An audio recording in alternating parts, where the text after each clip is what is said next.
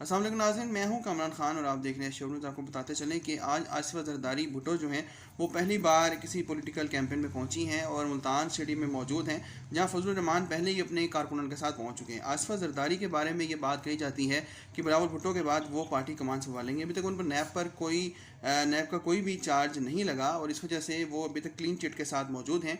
यहाँ पे गिलानी हाउस से उन्होंने जो है काफिले की सूरत में यहाँ पे आई हैं कासिम बाग में, और कासिम बाग में इस वक्त वो क़यादत कर रही हैं पीडीएम के जलसे में पीपल्स पार्टी की। आज पीपल्स पार्टी का यौम तासीस भी है 30 नवंबर को, कि बहुत बड़ी तकरीबात पाकिस्तान भर में नहीं हो रही।